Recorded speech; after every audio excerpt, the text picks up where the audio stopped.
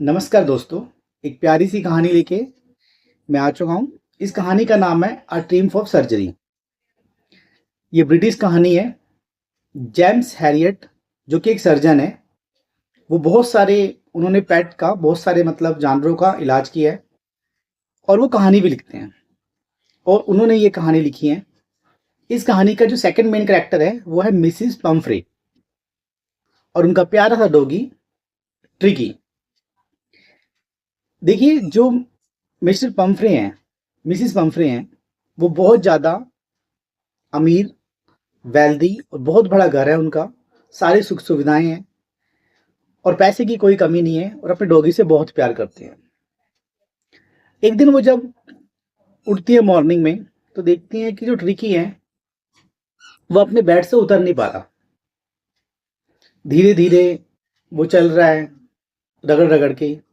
किसी बम्परे परेशान हो जाती है, उन्हें लगता है कि मैं इसका ध्यान नहीं रख रही। वो उनको और फैंसी फूड जैसे चॉकलेट, क्रीम, मिल्क में काफ़ी सारी अच्छी चीज़ें और बहुत सारी चीज़ें उसे खिलाती हैं और ज़्यादा। अब उसकी आंखें भी धीरे धीरे लाल होने लग जाती हैं, पैरों से वो सही से खड़ा नहीं हो पाता, पेट भी काफ़ी लटक जाता है और बहुत इनएक्टिव सा, बिना एनर्जी का, और बहुत हालत ख़राब हो जाती है। और फिर मिसेस अम्मी सोचती है, लगता है मैं ना इसको कम ध्यान दे रही हूँ। वो उसे और अच्छा अच्छा खाना देती हैं, पैसे की तो कमी थी नहीं, उनके पास हर चीज़ की सुविधाएं थी। लेकिन अब जब उसे खिलाती है तो वो उल्टी करने लगता है। अब वो बहुत परेशान हो जाती है। वो उससे बहुत प्यार करते हैं। फिर वो कहती हैं कि लगता है अब तो इसे हॉस्पिटल लेके जाना ही पड़ेगा। तो वो डॉक्टर जेम्स हैरियट के पास लेके जाती हैं और उनको बताती हैं कि भाई मेरा जो डॉगी है वो बहुत ज़्यादा बीमार है, आप इन्हें ठीक कर दो। पैसे की कोई कमी नहीं है, जो बोलोगे हम आप चीज़ दे देंगे। जो डॉक्टर होते हैं वो अच्छी तरह से एग्जाम करते हैं, देखते हैं ट्रिकी को, वो उसकी प्रॉब्लम समझ जाते हैं। पर उसे पता था कि जो मिसिज पैम्फ्रे है वो बहुत ज़्यादा केयर करती है। अब जब तक वो घर पे रहेगा वो ठीक नहीं हो पाएगा। वो उससे कहते हैं कि भाई ऐसा है, इस डॉगी को आपको हॉस्पिटलाइज करना पड़ेगा, मैं इसे कम से कम 2 हफ्ते रखूंगा, उसके बाद ये ठीक हो जाएंगे। अब मिसिज जो पम्फ्रे होती हैं वो सोचती हैं भाई कहीं से कुछ हो ना जाए, कहीं ये मर ना जाए। तो कहते हैं ठीक है डॉक्टर साहब, इसे आप हॉस्पिटलाइज कर दो और इसकी जो खाने पीने की चीज़ें हर चीज़ मैं उनको दूंगी। अब देखो, कहानी में कॉमेडी कब होती है? Mrs Pomfrey daily egg, chocolate, fancy food, खाने पीने का अच्छा सामान, क्रीम, बड़े अच्छे अच्छे केक, महंगे महंगे, और खाने पीने की सुविधा, सब कुछ वो डेली घर से भेजती है। और वो सारा का सारा खाना धीरे धीरे डेली डॉक्टर खा जाते हैं, खाता रहता है, उसके एंजॉय होते हैं। लेकिन वो डॉक्टर समझदार था और चालाक भी था। उसने वो सारा खाना वाना खाया लेकिन अपने काम में बहुत ही ज़्यादा ऑनेस्ट था। वो समझ जाता है इसकी प्रॉब्लम क्या है, कि ओवर ईटिंग हो रही है, ओवर फीडिंग हो रही है, इनएक्टिवनेस है, एक्सरसाइज नहीं हो पा रही। जो नॉर्मल डॉगी बाकी हैं वैसे ही काफ़ी ज़्यादा अलग है। वो क्या करते हैं, ट्रिकी को बाकी डॉगियों के साथ एक बड़े से पिंजरे में रख देते हैं।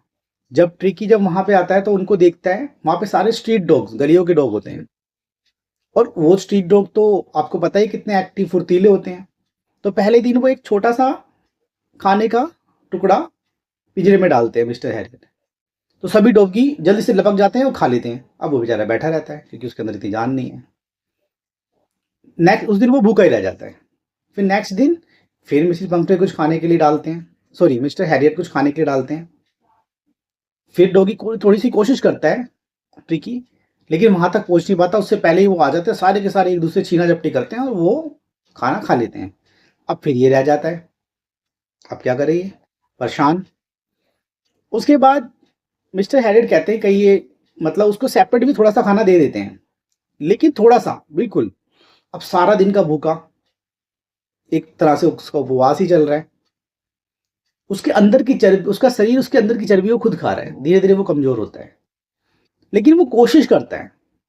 फिर एक दिन ऐसा होता है कि वो भी बाकी डॉगियों की तरह उस खाने पे लपक पड़ता है। थोड़ा सा मिलता है लेकिन इस बार मिलता है उसे। फिर मिस्टर हेरिड उसे घुमाने के लिए लेके जाते हैं बाकी कुत्तों के साथ, कुछ एक्सरसाइज करवाते हैं, कुछ बॉल फेंकना, सर्कल फेंकना, इस तरह से।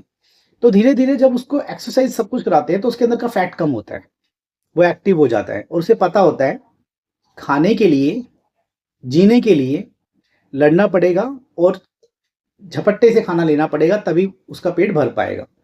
अब धीरे धीरे टिकी इतनी कोशिश करता है कि उसको उस काम में मजा आता है और वो उन डॉगी से पहले ही उस चीज को खा लेता है। अच्छा, इसी दौरान मिसेस पंफ्रे बार बार फोन करती हैं, उसका हालचाल लेती हैं और कहती है अगर खाने में कम है जो मैं भिजवा रही हूँ, कम है क्या मैं और भिजवाऊँ उसको खाने के लिए और अच्छी वैरायटी का, क्या मैं और एग सप्लाई करना कर दूँ, चॉकलेट, खाने पीने का सामान, क्रीम, पेस्ट्री और जो भी उनका जो डॉगी खाता है और अच्छी क्वालिटी का भेजूँ। तो कहते हैं कि हाँ आप भेज सकते हैं, बाकी वो आप पहले से ठीक है, तो नेक्स्ट वीक आके आप इनको ले जा सकते हैं। अब मिसेस पंफ्रे आती हैं, बहुत ज़्यादा मतलब एक्साइटेड होती हैं। जब वो उसे देखती हैं तो एकदम चौंक जाती हैं, अरे ये तो चमत्कार हो गया, डॉक्टर ने कैसी सर्जरी करी कि मेरा जो प्यारा टिकी है वो पहले से ज़्यादा एक्टिव हो गया, फुर्तीला हो गया। उसकी लेग भी दिख रही थी, क्योंकि पहले क्या था, इतना पेट मोटा हो चुका था, उसकी लेग पीछे की दिख नहीं रही थी, अब वो भी दिख रही हैं। तो वो बड़ी खुश हो जाती हैं और वो कहती हैं कि वाओ चमत्कार हो गया, डॉक्टर को बहुत थैंक यू बोलते हैं और कहते हैं वाकई में आपने एक ऐसी सर्जरी किया जिससे कि वो ठीक हो गया, उसके लिए बहुत बहुत थैंक यू। अब वो पहले से लपकता है, जैसे मिसिस पंफ्रे को देखता है वो एकदम जंप मार के उनकी गोदी में आ जाता है, उनको प्यार करने लग जाता है, एक्टिवनेस होता है काफ़ी। तो उन्हें बड़ी खुशी होती है, वो डॉक्टर को उनकी फीस देती है, उन्हें धन्यवाद कहती हैं। फिर डॉक्टर लास्ट में काफ़ी मज़ेदार जवाब देता है, कहता है कि मैं चाहता हूँ कि मेरी तरफ से मेरी क्लिनिक में जो ये टिकी है वो वेलकम है, वो कभी भी आके 1 हफ्ते 2 हफ्ते कोर्स कर सकता है, रह सकता है, मेरी तरफ से हर बार वेलकम है और मैं चाहता हूँ ऐसे डॉगी मेरे पास हर बार आएँ। अब ज़रा आप सोच के मुझे बताइए ऐसा वो क्यों कहते हैं? अगर आपको ये कहानी अच्छी लगी हो तो उसके लिए धन्यवाद देखने के लिए, और अगर अच्छी कोई कहानी हो तो आप मुझे सजेस्ट कर सकते हैं, कमेंट कर सकते हैं।